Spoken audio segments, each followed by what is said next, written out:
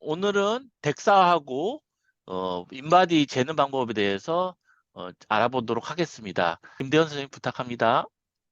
네, 안녕하십니까. 소아 텍스트북 리뷰에 맡은 2년차 김대현입니다. 오늘은 이중에너지 방사선 속도 계측기와 생체전기 임피던스 분석법에 대해 보도록 하시겠습니다. 첫 번째는 이중에너지 방사선 속도 계측법인 덱사에 대해 보시겠습니다. 흔히 덱사라고 불리는 듀얼 에너지 엑스레이 업조티오메트리는 이중에너지 방사선 흡수법이 정식 명칭입니다.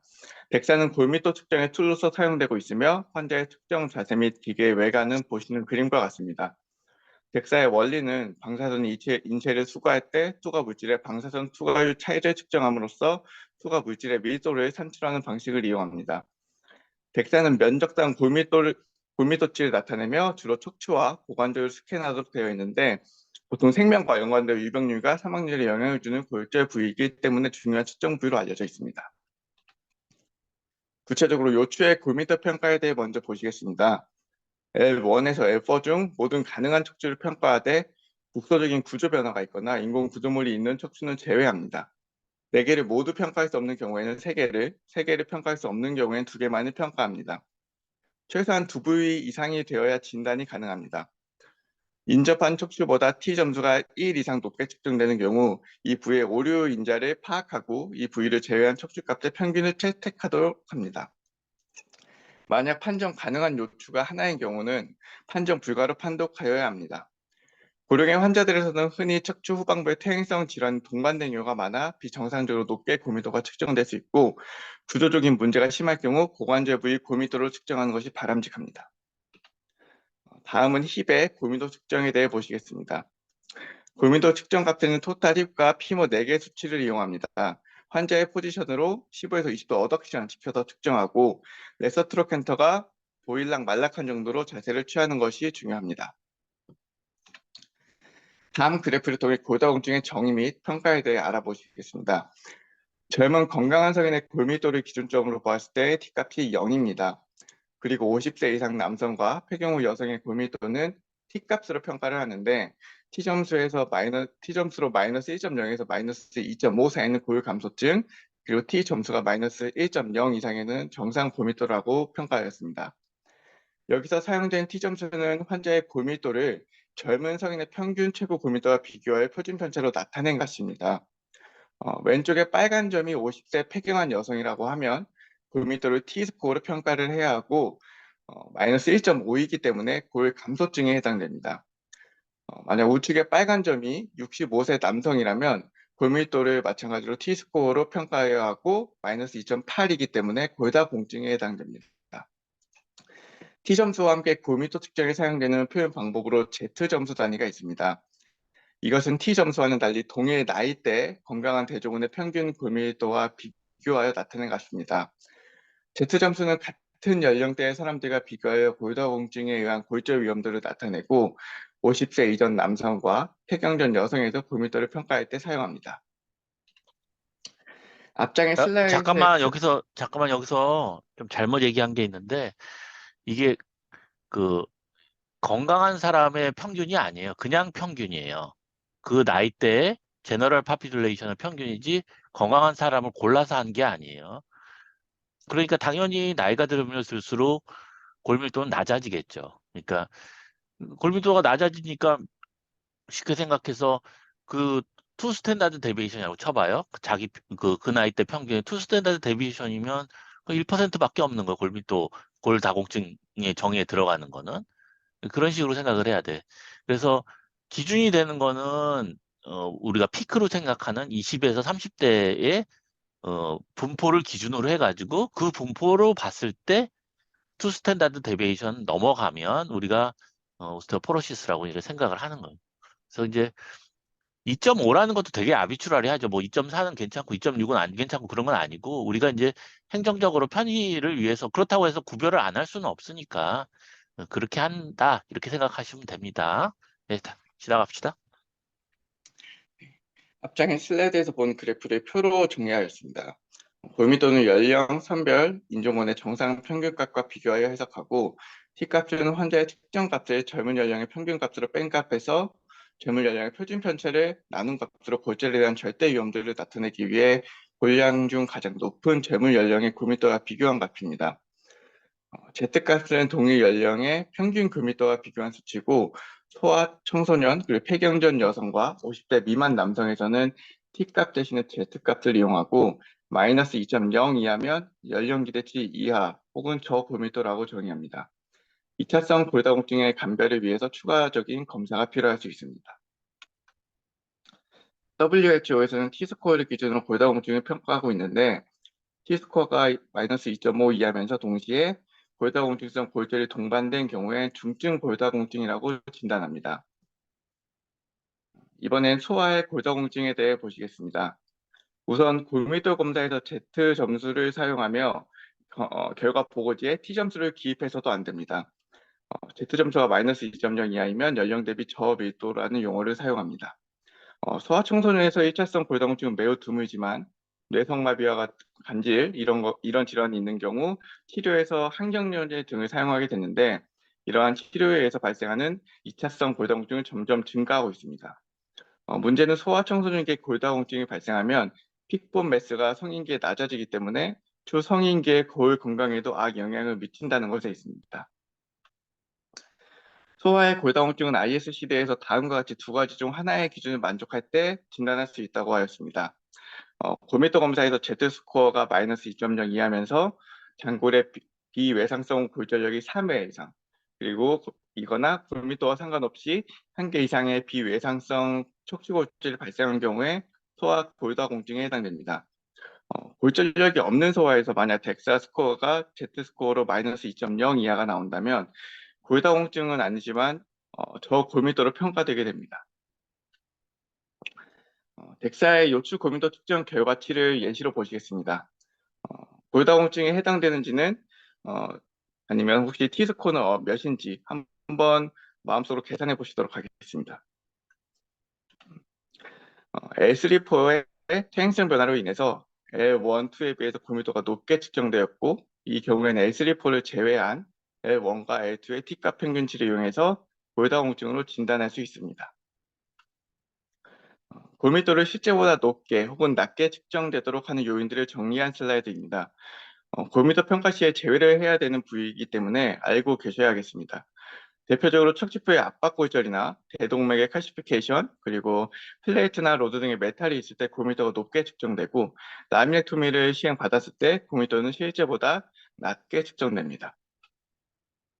마지막으로 골밀도 검사 시의 주의점입니다.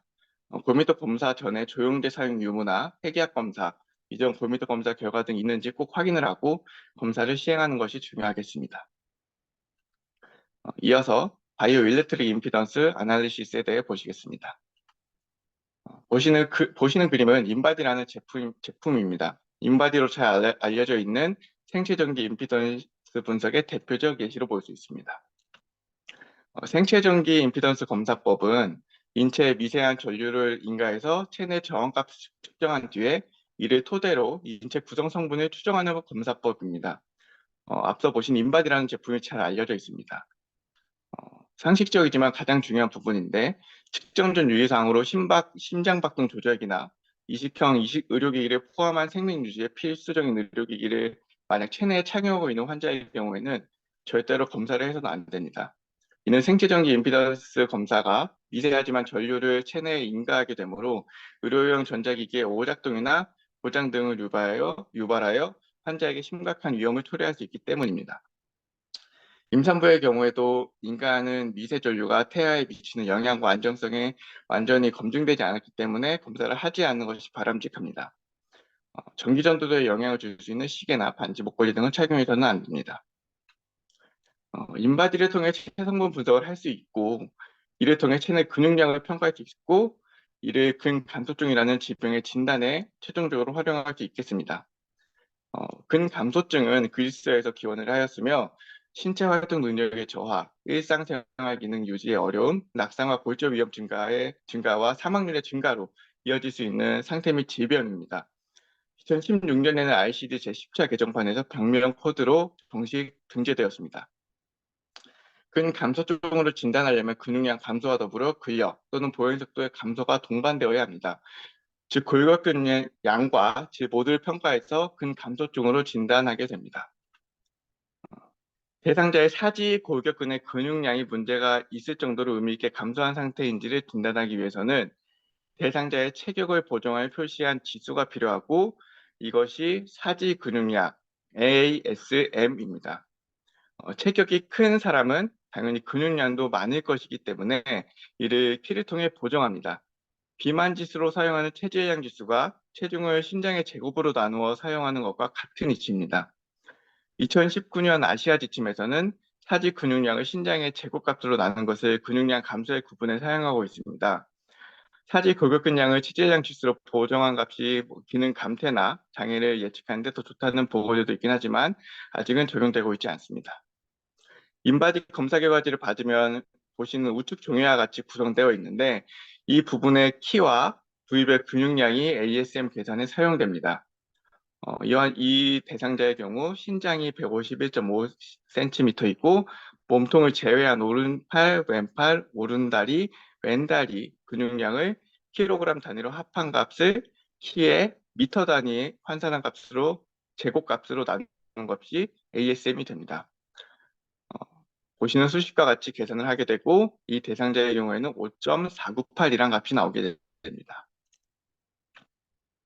근감소증 진단에는 머슬 매스와 머슬 스트렝스, 피지컬 퍼포먼스 세 가지가 사용되고 각각의 컷오프 값이 정리된 표입니다.